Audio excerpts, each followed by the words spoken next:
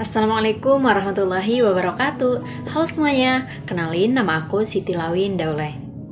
Pada video kali ini aku bakalan membagikan hasil akhir UAS dari tugas yang diberikan oleh Bapak Farudin Jayadi, yaitu dengan tugasnya itu sebuah challenge yang dimana challenge-nya itu 10 hari diisi dengan yang pertama bangun pagi buat sholat tahajud, yang kedua baca buku, yang ketiga baca Al-Quran setiap hari selama 10 hari penuh.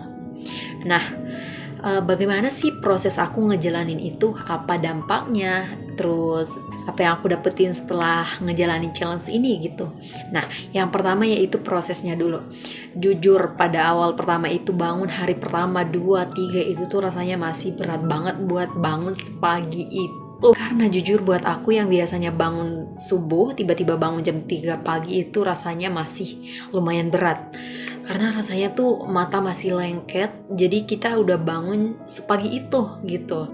Tapi dimulai dari mungkin hari keempat, 5, 6, 7 sampai seterusnya itu udah mulai terbiasa. Jadi tubuh tuh kayak udah punya alarm alami, alarm batin, udah bisa kita bangun tanpa alarm juga udah bisa gitu. Nah, selanjutnya yaitu dampak yang aku rasain selama ngejalanin proses challenge ini. Yang pertama yaitu itu tuh ngaruh banget ke time management aku. Karena jujur kita sebagai mahasiswa itu waktu kita itu jujur berantakan. Kita tidur biasanya begadang karena banyak tugas, karena hal-hal lain mungkin yang membuat kita itu tidurnya lama, bangunnya kalau misalkan libur juga lama gitu. Tapi semenjak challenge itu tuh aku ngerasa kita tuh udah punya porsi masing-masing. Maksudnya kita udah tahu kapan harus bangun, kapan harus tidur, kapan harus misalnya habis sholat ini harus baca Quran, jam segini harus baca buku. Kita tuh udah terstruktur gitu. Jadi produktivitas itu tuh jadi lebih meningkat sebagai kita sendiri itu sebagai mahasiswa. Nah, buat teman-teman yang mungkin mau ngelakuin challenge ini juga, aku ada beberapa tips nih. Yang pertama yaitu lewatin aja dulu. Lewatin aja dulu. Percaya deh, dari hari pertama, 2, 3 itu mungkin rasanya berat banget, tapi intinya tuh paksain aja dulu. Karena pada hari seterusnya itu tuh kita bakalan terbiasa. Yang kedua itu kita harus bisa camkan di dalam otak kita untuk bisa produktif setiap harinya. Gimana caranya? Jadi kita itu harus berpikir kayak misalkan jam segini aku harus ini, jam segini aku ini. Jadi waktu tuh nggak ada yang kebuang sia-sia gitu. Kita udah mengaturnya atau mungkin bikin list gitu di sebuah buku, ditulis secara tertulis itu juga nggak apa-apa. Percaya itu bakalan ngaruh buat mengisi kekosongan waktu mungkin. Selanjutnya tuh yang ketiga yaitu konsisten, disiplin buat jaga jam tidur. Karena kenapa? Ini ngaruh banget.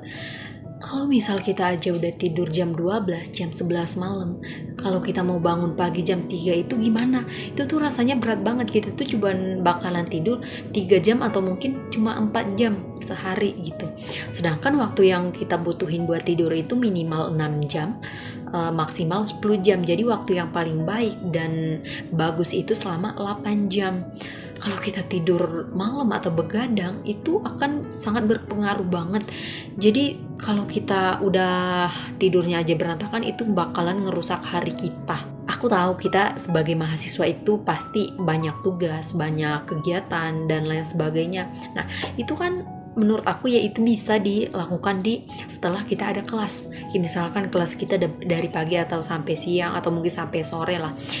Jadi kita tuh harus sempatin buat baca buku, misal habis asar atau mungkin kita sehabis maghrib harus baca Quran. Jadi misalnya kita habis isya itu udah bersih-bersih, udah siap-siap mau tidur.